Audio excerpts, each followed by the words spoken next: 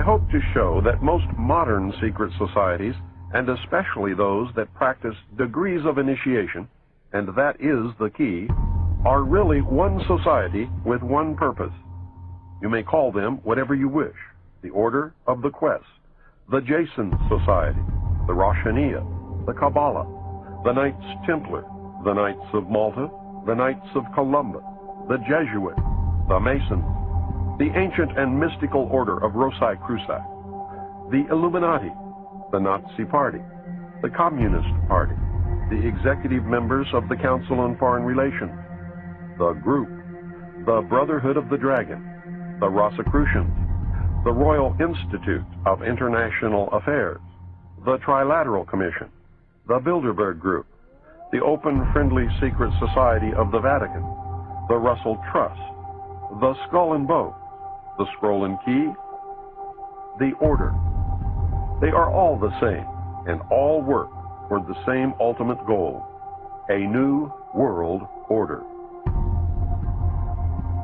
Those who will not use their brains are no better off than those who have no brains. You must accept that you have been cattle, and the ultimate consequence of being cattle, which is slavery, or you must prepare to fight, and if necessary die to preserve your God-given right to freedom. History is replete with whispers of secret societies, accounts of elders or priests who guarded the forbidden knowledge of ancient people, prominent men meeting in secret who directed the course of civilization are recorded in the writings of all people. The oldest is the Brotherhood of the Snake, also called the Brotherhood of the Dragon, and it still exists under many different names. The Brotherhood of the Snake is devoted to guarding the secrets of the ages and to the recognition of Lucifer as the one and only true God. If you do not believe in God, Lucifer, or Satan, you must understand that there are great masses of people who do. I do not believe in racism, but millions do, and their beliefs and actions based upon those beliefs will affect me. It is clear that religion has always played a significant role in the course of these organizations. Communication with a higher source, often divine, is a familiar claim in all but a few. The secrets of these groups are thought to be so profound that only a chosen, well-educated few are able to understand and use them. These men use their special knowledge for the benefit of all mankind. At least, that is what they claim. But how are we to know, since their knowledge and actions have been secret? Fortunately, some of it has become public knowledge. Secret societies mirror many facets of ordinary life. There is always an exclusivity of membership, with the resultant importance attached to being or becoming a member. This is found in all human endeavors, even those which are not secret, such as football teams or country clubs. This exclusivity of membership is actually one of the secret society's most powerful weapons. There is the use of signs, passwords, and other tools. These have always performed valuable functions in man's organizations everywhere. The stated reason, almost always different from the real reason for the society's existence, is important. It can be anything, but is usually fraternal and is found in all pressure groups wherever people congregate. The most potent tool of any secret society is the ritual and myth surrounding initiation. These special binding ceremonies have very deep meaning for the participants. Initiation performs several functions which make up the heart and soul of any true secret society. Like boot camp, the initiation into the armed forces, important aspects of human thought that are universally compelling are merged to train and maintain the efforts of a group of people to operate in a certain direction. Initiation bonds the members together in mysticism. Neophytes gain knowledge of a secret, giving them special status. The ancient meaning of neophyte is planted anew or reborn. A higher initiation is, in reality, a promotion inspiring loyalty and the desire to move up to the next rung. The goals of the society are reinforced, causing the initiated to act toward those goals in everyday life. That brings about a change in the political and social action of the member. The change is always in the best interest of the goals of the leaders of the secret society. The leaders are called adepts. This can best be illustrated by the soldier trained to follow orders without thinking. The result is often the wounding or death of the soldier for the realization of the commander's goal, which may or may not be good for the overall community. Initiation is a means of rewarding ambitious men who can be trusted. You will notice that the higher the degree of initiation, the fewer the members who possess the degree.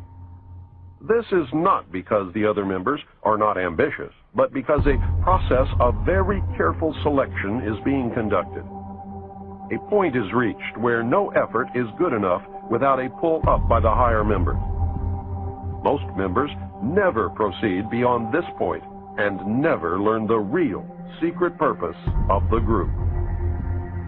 The frozen member from that point on serves only as a part of the political power base, as indeed he has always done. You may have guessed by now that initiation is a way to determine who can and cannot be trusted. A method of deciding exactly who is to become an adept may be decided during initiation by asking the candidate to spit upon the Christian cross. If the candidate refuses, the members congratulate him and tell him, "You have made the right choice, as a true adept would never do such a terrible thing." The newly initiated might find it disconcerting, however, that he or she never advances any higher. If instead the candidate spits upon the cross, he or she has demonstrated a knowledge of one of the mysteries and soon will find him or herself a candidate for the next higher level. The mystery is that religion is but a tool to control the masses. Knowledge or wisdom is their only God, through which man himself will become God. Man's desire to be one of the elect is something that no power on earth has been able to lessen, let alone destroy. It is one of the secrets of secret society. It is what gives them a political base and lots of clout. Members often vote the same and give each other preference in daily business, legal, and social activity. It is the deepest desire of many to be able to say, "I belong to the elect." The first secret that one must know to even begin to understand the mysteries is that their members believe that there are but few truly mature minds in the world. They believe that those minds belong exclusively to them. The philosophy that follows is the classic secret society view of humanity.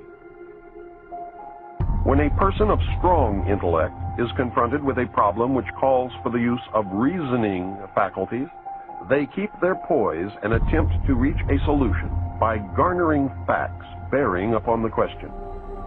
On the other hand, those who are immature when confronted by the same problem are overwhelmed. While the former may be said to be qualified to solve the mystery of their own destiny, the latter must be led like a bunch of animals and taught in the simplest language. Like sheep, they are totally dependent upon the shepherd. The able intellect is taught the mysteries and the esoteric spiritual truths. The masses are taught the literal, exoteric interpretations. While the masses worship the five senses, the select few observe, recognizing in the gulf between them the symbolic concretions of great abstract truth. The elect are given knowledge of the mysteries and are illumined, and are thus known as the Illuminati, or the illuminated one, the guardians of the secrets of the ages. Three early secret societies that can be directly connected to a modern descendant are the cults of Roshaniya, Mithras, and their counterpart, the Builder. They have many things in common with the Freemasons of today, as well as with many other branches of the Illuminati. For instance, common to the Brotherhood are the symbolic rebirth into a new life without going through the portal of death during initiation, reference to the lion, and the grip of the lion's paw in the Master Mason's degree. The 3 degrees, which is the same as the ancient Masonic rites before the many other degrees were added, the ladder of 7 rungs, men only, and the all-seeing eye. Of special interest is the powerful society in Afghanistan in ancient times called the Roshaniya, Illuminated One. There are actually references to this mystical cult going back through history to the House of Wisdom at Cairo. The major tenets of this cult were the abolition of private property, the elimination of religion, the elimination of nation-states, the belief that illumination emanated from the Supreme Being who desired a class of perfect men and women to carry out the organization and direction of the world. Belief in a plan to reshape the social system of the world by first taking control of individual countries one by one, and the belief that after reaching the 4th degree, one could communicate directly with the unknown supervisors who had imparted knowledge to initiates throughout the ages. Wise men will again recognize the Brotherhood. Can you hear the echo of the Nazi Party, the Communist Party, the extreme right and the extreme left? The important fact to remember is that the leaders of both the right and the left are a small hardcore of men who have been and still are Illuminists or members of the Brotherhood. They may have been or may be members of the Christian or Jewish religion, but that is only to further their own ends. They are and always have been Luciferian and internationalist. They give allegiance to no particular nation, although they have used, on occasion, nationalism to further their causes. Their only concern is to gain greater economic and political power. The ultimate objective of the leaders of both groups is identical. They are determined to win for themselves undisputed control of the wealth, natural resources, and manpower of the entire planet. They intend to turn the world into their conception of a Luciferian totalitarian socialist state. In the process, they will eliminate all Christians, Jews, and atheists. You have just learned one, but only one, of the great mystery. They are all the same, and all work for the same ultimate goal, a new world order.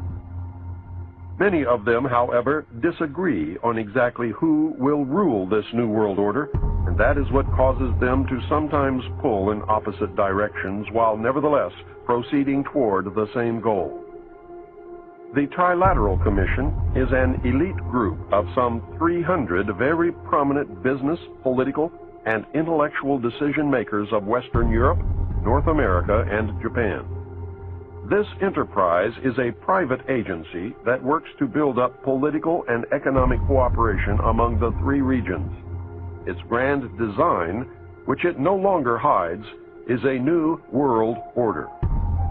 A key to the danger presented by the Trilateral Commission is its seminal piece, written for them by Harvard professor Samuel P. Huntington in the mid-70s.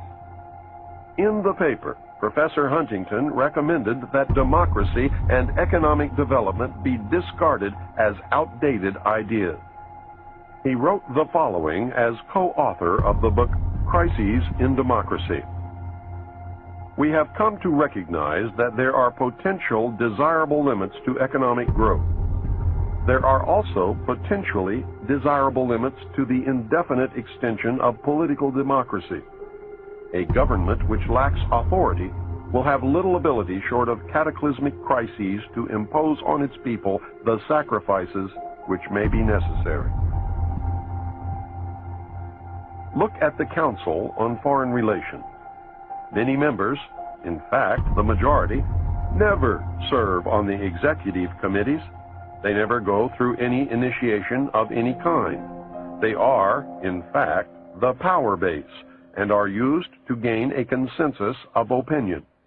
The majority are not really members, but are made to feel as if they are. In reality, they are being used and are unwilling or unable to understand. The Executive Committee is an inner core of intimate associates, members of a secret society called the Order of the Quest, also known as the Jason Society, devoted to a common purpose. The members are an outer circle on whom the inner core acts by personal persuasion, patronage, and social pressure. That is how they bought Henry Kissinger. Rockefeller gave Kissinger a grant of $50,000 in the early 50s, a fortune in those days, and made dear old Henry a member of the CFR. Anyone in the outer circle who does not toe the mark is summarily expelled, and the lesson is not lost on those who remain. Do you remember the human desire to be a member of the elect? That is the principle at work. The Council on Foreign Relations has been the foremost plank of America's foreign policy establishment for more than half a century. The Council on Foreign Relations is a private organization of business executives, scholars, and political leaders that studies global problems and plays a key role in developing United States foreign policy.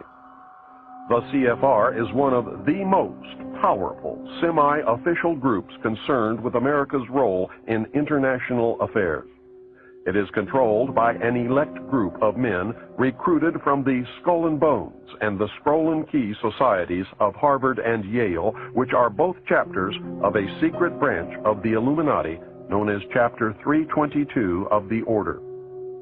The members of the Order make up the Executive Committee of the Council on Foreign Relations after undergoing initiation into the Order of the Quest, also known as the Jason Society.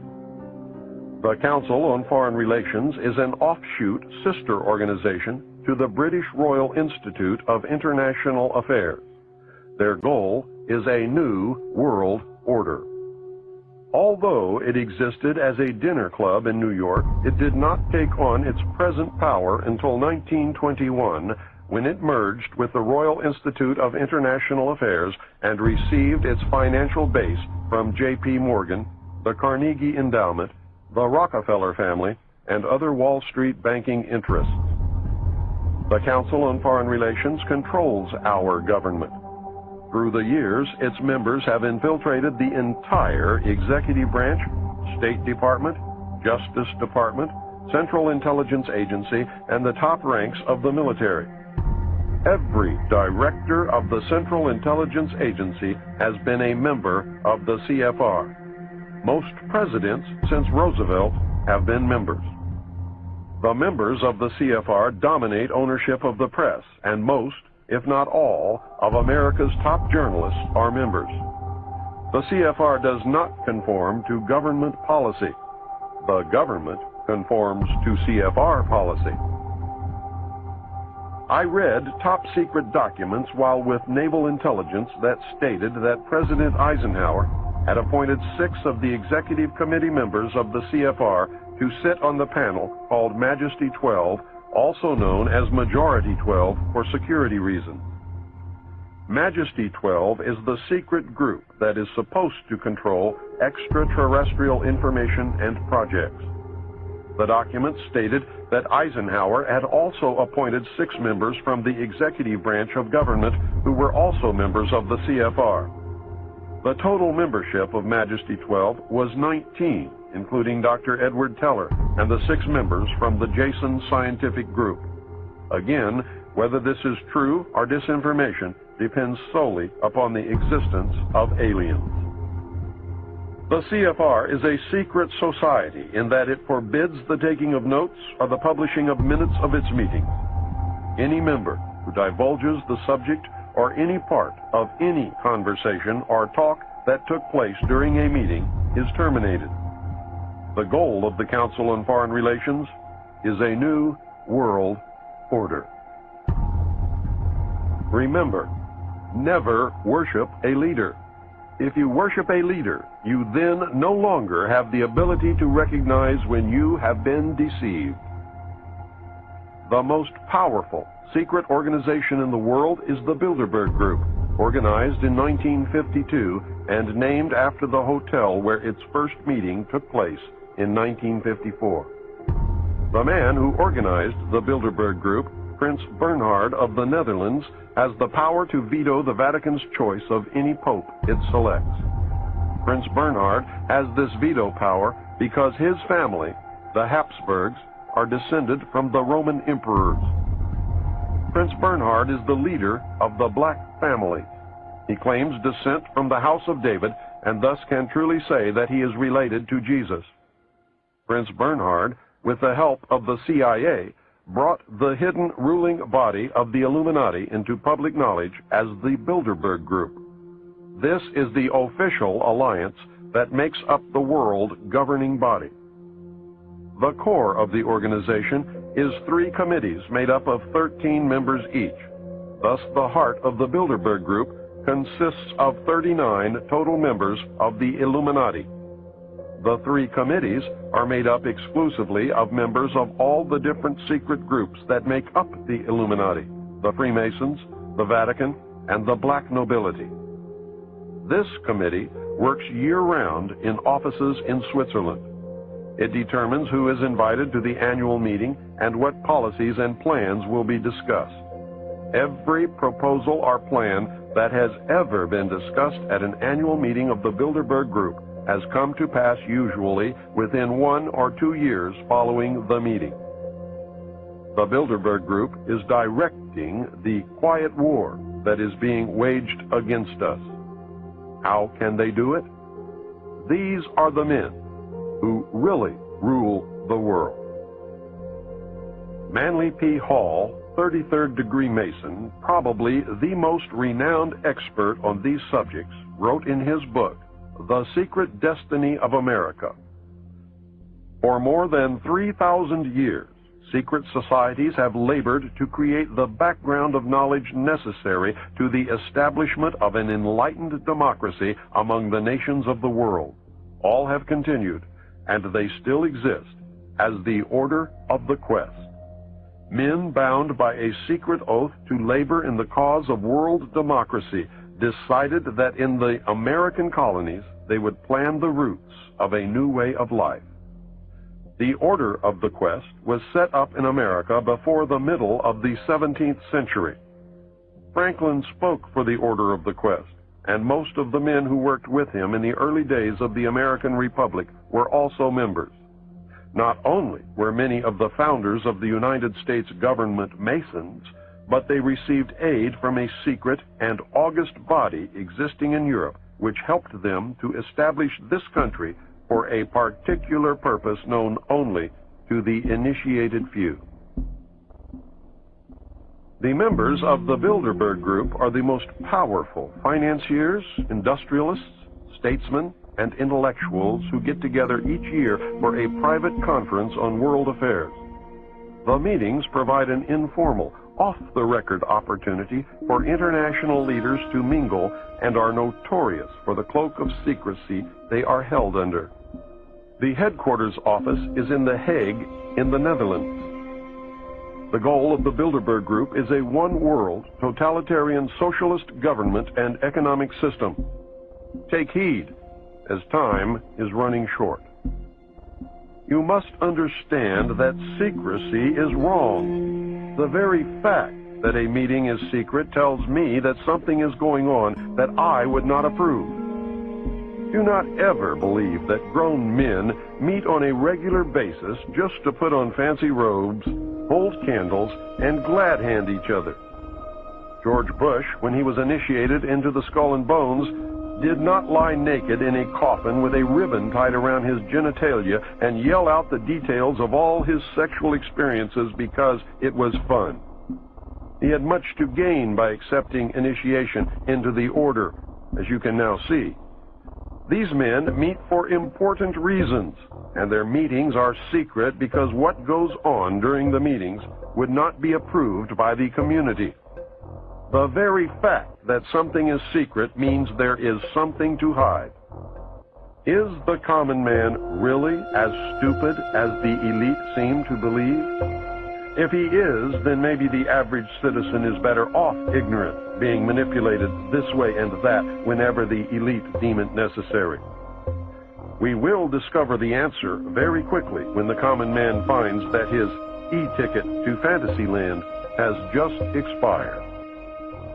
I hope I have shown you the role of secret societies and groups within the world power structure. I hope you can see how these groups gain and keep power. You should have some understanding of how, operating in secrecy and infiltrating every level of government and vital industry, including the press, the elect manipulate the people and nations of the world toward any direction desired. I hope you caught on to the fact that the secret power structure is toward a totalitarian socialist state or fascism. It is not the Nazis, as they were a product of this power structure. It is not the Jews, although some very wealthy Jews are involved. It is not the communists, as they fit the same category as the Nazis. It is not the bankers, but they do play an important role. I also hope that you are beginning to look inside yourself to see if their reality fits. Are you getting the message?